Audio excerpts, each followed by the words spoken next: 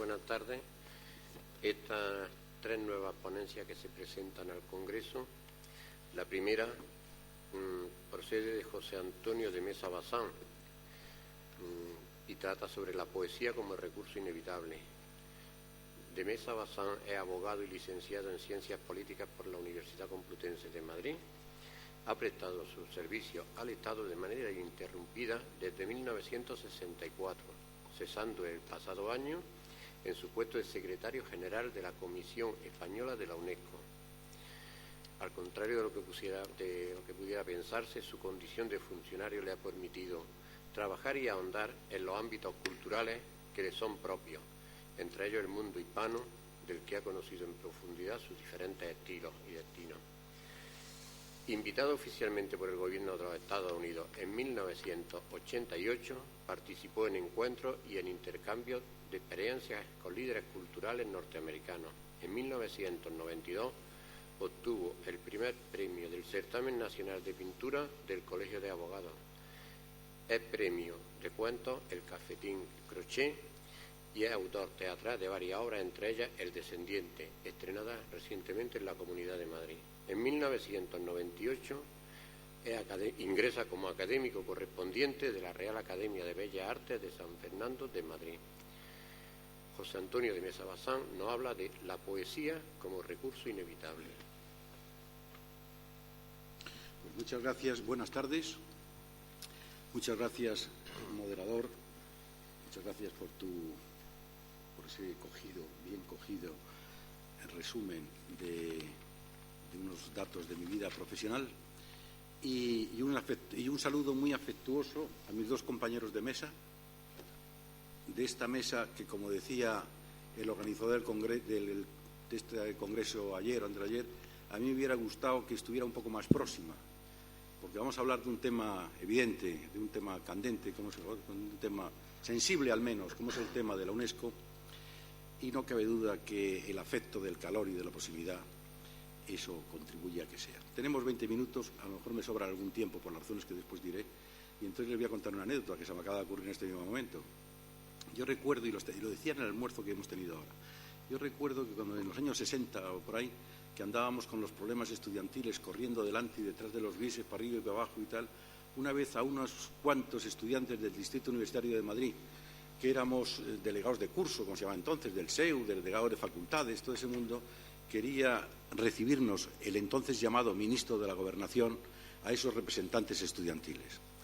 Yo fui uno de ellos y me acuerdo que me quedé sorprendido porque fuimos a verle al ministerio y el ministro de la Gobernación nos recibió en un despacho enorme, había puesto 15 o 20 sillas, estábamos todos ahí coitadiños y estaba el ministro hablando a una distancia que por esa falta de proximidad no pudo resultar en ningún momento una reunión cálida porque la distancia hace el olvido. Y dicho esto, permítanme ustedes una primera fase para señalar la satisfacción de siempre cuando vengo a Granada, esta bellísima ciudad que ha celebrado precisamente en este mes de noviembre el 25 aniversario de su declaración como ciudad, o por lo menos su buque insignia, que es la Alhambra, ciudad patrimonio de la humanidad. Y satisfacción también llena de agradecimiento por la invitación a participar en este congreso bajo el título de Música y Poesía para la Paz. A lo largo de mi trabajo como secretario general de la Comisión Española de la UNESCO, se me han presentado muy pocas oportunidades de hablar a personas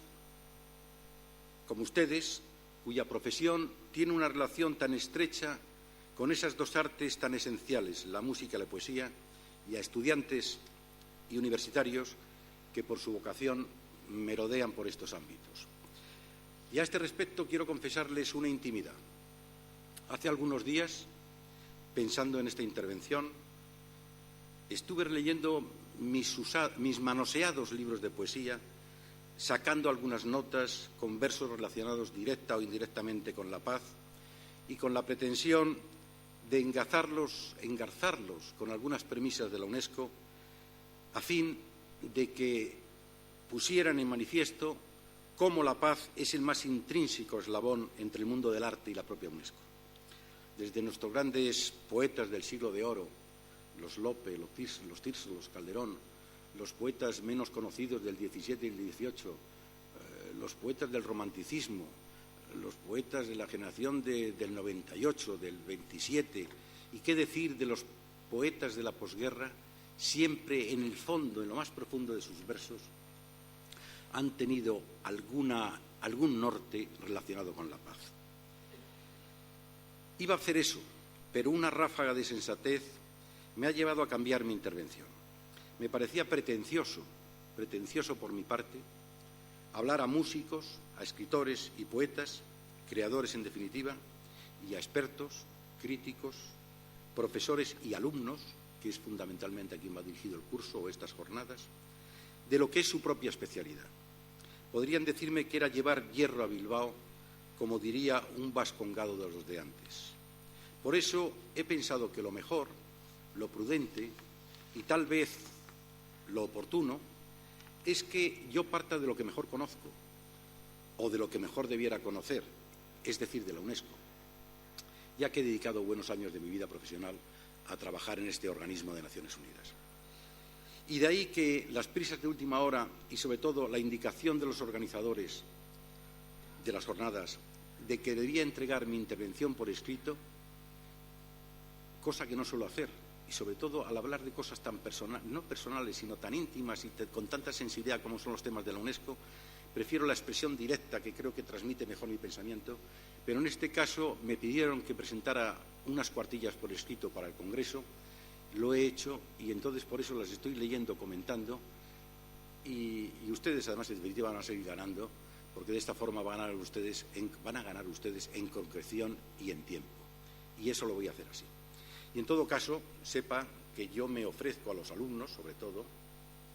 a después si tendremos oportunidad en los pasillos al salir de la reunión, porque no va a haber coloquio, según me han dicho ahora, a comentar cualquier extremo de mi intervención. Y lo primero que quiero decirles es que tenemos derecho a preguntarnos, pero a preguntarnos casi con el mismo desasosiego que los creadores se plantean las grandes verdades, a preguntarnos, pero señor mío, ¿a qué llamamos UNESCO? Pues bien, pongámonos en su primera circunstancia, al final de la Segunda Guerra Mundial, cuando hace 60 o 70 años, no tantos, Francia y Alemania, entre otros muchos países decisivos en nuestro entorno cultural y de civilización, Francia y Alemania concretamente, las patrias de Montesquieu y de Hegel, por citar los ejemplos más próximos, se habían enzarzado en la guerra más cruel que imaginarse pueda, cuando parecía inalcanzable no ya una paz duradera, sino un respiro, un suspiro de paz. Pero como todo tiene su final, una paz frágil e impuesta llegó, si bien, y antes lo hemos comentado algunos, basada en la superioridad bélica de una de las partes, pero aprovechando ese momento, ese suspiro de paz, unos hombres buenos y sabios se plantearon el reto de crear la UNESCO. La UNESCO, cuyas siglas, las siglas de la UNESCO, además son siglas que son iguales en todos los idiomas. Es decir, otros organismos de Naciones Unidas, la OIT o lo que sea, la OMS, van cambiando. La UNESCO en inglés, se dice siempre la UNESCO en español, en inglés tal, lo cual es muy bueno y ha sido una medida importante y curiosa y que facilita para eso que llamamos la visibilidad de la UNESCO. Pues bien, esas siglas son desde entonces, desde el momento final de la Segunda Guerra Mundial, uno de los pocos referentes morales que existen en el mundo. Y si no, piensen ustedes, ante los enormes y gravísimos problemas que tiene planteados la humanidad, ¿a qué referentes podremos acudir ante esos problemas? Posiblemente la UNESCO sea uno, y lo digo bien, o creo decirlo bien, uno de los pocos referentes morales de la humanidad que hay en el mundo. Y decía que en ese esperado tiempo de paz se aprovechó para crear un instrumento que tratase de hacer posible una paz duradera, que parecía entonces, repito, inalcanzable. Y se pensó en la educación, lo sabemos todos, perdonen que lo repita, se pensó en la educación, en la ciencia, en la cultura y en la información, como terrenos decisivos en donde actuar, pero con un curiosísimo planteamiento. Para los fundadores de la UNESCO, la educación, la cultura, la ciencia y la información, como tales, no tenían que